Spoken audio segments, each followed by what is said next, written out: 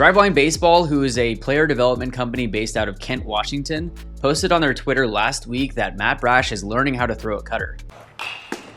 That's not bad, man. Like, you've got all the right seam shit going on. And, like, that profile is not bad. It's just a little too slow, yeah. You want to basically, like, throw it like this. Like, this is, if you're throwing a four-seamer, right, it's just like here. Can you get here? And then just throw it almost like this. Right here? Yep. And throw it as hard as you can, but almost think just like right there. Yeah, I really do think it's the grip shit. Show me the grip, show it to me like this. And you're throwing it like a... Yes.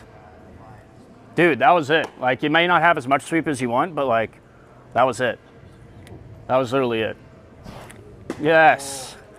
Nice. Perfect, dude. That's really perfect. Last year, Brash relied heavily on his four-seam fastball, his slider, and his knuckle curveball. He threw his slider about 38% of the time, his four-seam about 36% of the time, and that curveball 25% of the time. He threw a changeup 8 times last year, and being that he was in the bullpen for the majority of the year, he was able to get away with the fact that he only has 3 pitches, but if he were to move back into that starting role at some point down the road, it would be very beneficial for him to learn an additional 1 or 2 pitches, probably dial in that changeup to give a different look for an off-speed pitch, and then this cutter that he's learning could be a good variation, kind of a middle ground between that fastball and slider, both in movement and in speed. And when you're watching the game, at times it looks like he only has 2 pitches, as that curveball and slider kind of blend together. Although, as you can see, he throws that slider on average about 2 miles an hour faster than the curveball. The curveball has 10 more inches of drop than the slider, but then horizontally, the slider only has about an additional inch of break than the curveball. And so looking at Brash's pitch speed distribution, as you can see, there's the curveball that lives around 84, 85, the slider lives around 87 to 89, and then his fastball is 95 plus. So by adding the cutter, he has the potential to fill in this velocity gap between that slider and the fastball. Now, of course, that's assuming that he doesn't develop a cutter like Emmanuel Clase, or like the best cutter a starting pitcher has in Corbin Burns, where their cutters are just as fast as their fastball and have more than enough movement to deceive the hitter. And I'd imagine once he gets this cutter down, why not just add in a sinker or 2-seam as well? So that way you have a 4-seam fastball, which is relatively straight. You have the cutter, which cuts across, and then the 2-seam or sinker would break the opposite direction as a cutter. And in my opinion, it's relatively easy to pick up a 2-seam or sinker once you have that 4-seam down. Essentially with a 4-seam, you're going to be holding the ball across the horseshoe like that. And when you're ripping down at the last moment, it provides that backspin, which makes the ball go relatively straight. Now with a 2-seam or sinker, instead of going across the horseshoe like that, you're going to go down the laces. And when you rip down the same way, it's like the same release point with the 4-seam as it is with the 2-seam. But when you rip down on the 2-seam or sinker, it'll have the spin that gives it the break towards your arm side and down. Although looking back on his 4-seam fastball, it does seem that he gets about 11 inches of horizontal break on this pitch. So he may not be a candidate for a sinker, as other guys like Robbie Ray and George Kirby, who have relatively straight 4-seam fastballs, utilize that 2-seam later on in the year. Now you might ask how you get horizontal movement on a 4-seam fastball to where you're supposed to be just pulling down to get that backspin. Well, pitchers have a natural sweet spot or arm slot that they throw out of. So if someone's more from the side, even though they're gripping it and throwing it like a 4-seam fastball, getting that backspin, it's going to have a somewhat horizontal rotation, which will give it that horizontal movement. For example, last year we all thought, myself included, that Andres Munoz started throwing a sinker in games. Well, look at this at bat versus Vlad Guerrero Jr. This pitch that was 103 miles an hour and broke 18 inches was actually a 4-seam fastball. But because of where he releases the ball and his arm slot, even though it's a 4-seam fastball, he gets that crazy ride to it.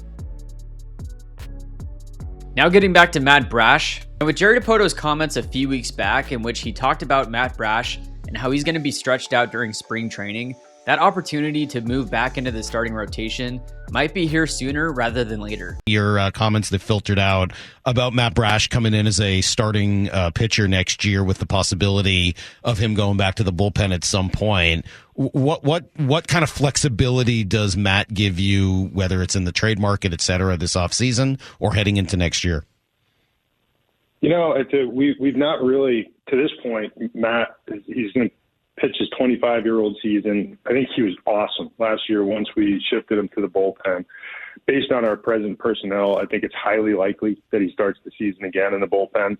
And that might be what Matt does, you know, as a big leaguer or as a Mariner, is just become a big impact at the back of our bullpen. And we envisioned that as one of the potential outcomes.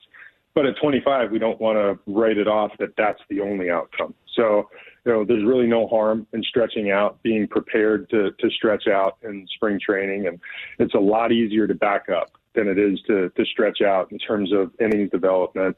And, you know, at least at the start of the spring, we'll see where that takes us. I can't say it's a natural competition. You know, right now we have 6 starters who are going to vie for time. We have a handful of other young pitchers who are going to have a chance to make an impression, but we've been hit a ton since we landed in Vegas on our pitching, and that goes from our big league group to minor league prospects to relievers. It's been fairly active in teams hitting us on that pitching, and for good reason. They're good, and on the surface, from the outside looking in, we appear to have some level of surplus, and it's something that might be an advantage to us.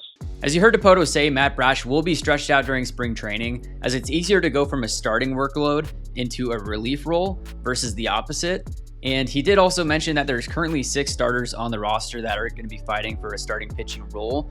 We still have Marco Gonzalez and Chris Flexen at the back end of the starting rotation. Now, the expectation is that one or both of Marco Gonzalez and Chris Flexen will be traded this offseason to upgrade in other areas, likely in the field. And whether or not Marco and or Flexen are traded this offseason, you also heard Dipoto say that there's multiple young arms that will be competing during spring training for that 5th starting spot. Among those names are Emerson Hancock, Bryce Miller, and Taylor Dollard.